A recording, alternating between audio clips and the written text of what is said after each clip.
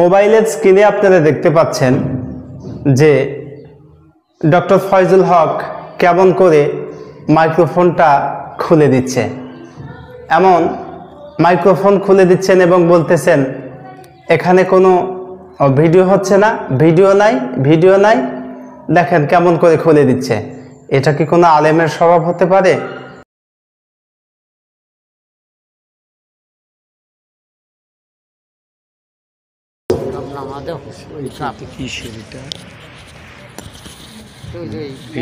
Video নাই এই mobile কিসের? ভিডিও নিষেধ, ভিডিও বন্ধ। আসসালামু আলাইকুম ওয়া রাহমাতুল্লাহ। সুপ্রিয় বন্ধুরা, আজকের এই ভিডিও যেখান থেকে দেখছেন, দেশে কিংবা প্রবাসে, সকল বন্ধুদের মোস্ট ওয়েলকাম, স্বাগতম জানাই।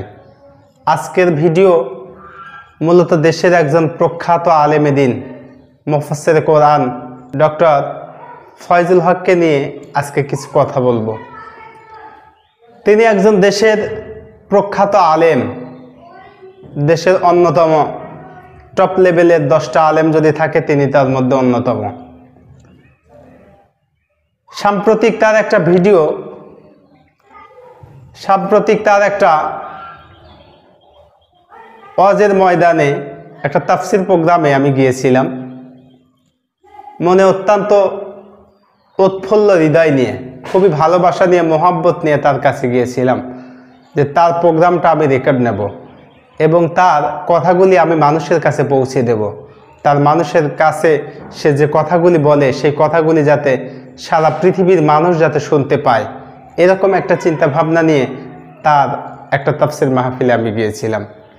তো সেখানে গিয়ে তিনি কিছুক্ষণ মঞ্চে ওঠার কিছুক্ষণ পরেই তিনি দেখতে পেলেন যে ক্যামেরা সেট করা আছে, মোবাইল সেট করা আছে, মাইক্রোফোনের সাথে আপনারা স্ক্রিনে দেখতে পাবেন যে মাইক্রোফোনের সাথে একটা ছোট মাইক্রোফোন লাগানো ছিল। সেখান থেকে সে নিজ হাতে সে খুলে দেয়।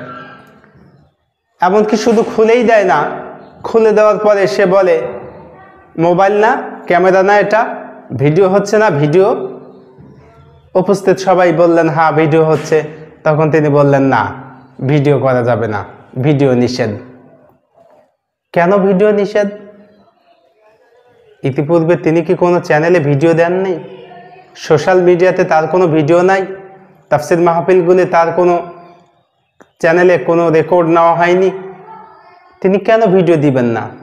ভিডিও নিষেধ, ভিডিও দেওয়া যাবে না। আমি তো আগেই বলেছি ভিডিও দেওয়া যাবে না। কেন দেওয়া যাবে না ভাই? কারণ এখান থেকে কি আমরা বুঝবো যে তিনি কোনো চ্যানেলের সঙ্গে চুক্তিবদ্ধ? যদি তাই না হয়ে থাকে তাহলে এক্সট্রা কোনো চ্যানেল গেলে সেখানে তাকে ভিডিও করা দেওয়া যাবে না, ভিডিও নিষেধ, ভিডিও করা যাবে না। কেন নিষেধ ভাই? এর জবাব কি কেউ দিতে পারবেন? অত্যন্ত ভারাক্রান্ত হৃদয় নিয়ে সেখান থেকে ফিরে এসেছি। মনে খুবই কষ্ট ছিল, খুব কষ্ট পেয়েছি সেখান থেকে। কারণ উপস্থিত জনগণের মধ্য থেকে মাইক্রোফোন খুলে দেওয়া, মোবাইল নিষেধ, ক্যামেরা নিষেধ, ভিডিও নিষেধ, এই সমস্ত কথা বলে তিনি খুলে দিলেন। আমি যতটুকু জানি যে তিনি প্রখ্যাত একজন আলেমে দ্বীন। আল্লাহ তাকে অনেক সম্মান দিয়েছে, অনেক সম্মানের অধিকারী সে, কিন্তু তার কাছ থেকে তো এরকম কিছু আমি আশা করিনি। তার কাছ থেকে এমন কিছু আমি আশা করিনি। অথচ তার ব্যাপারে কতই না ভালোবাসা ছিল। তাকে একটা নজর দেখার জন্য কত উৎফুল্ল হয়েছিলাম। তিনি বললেন ভিডিও নিষেধ। কেন ভিডিও নিষেধ? তিনি কোনো চ্যানেলেই ভিডিও দেন না। তাহলে আপনারা স্ক্রিনে দেখতে পাবেন যে এই যে ভিডিওগুলি, এই ভিডিওগুলি কোন চ্যানেল তাকে রেকর্ড দিয়েছে, কোথা থেকে তিনি পেয়েছে, এত চ্যানেল, এত মাইক্রোফোন কোথায় থেকে আসলো সেগুলো? এর জবাব কি কেউ দিতে পারবেন? কেউ দিতে পারবেন না।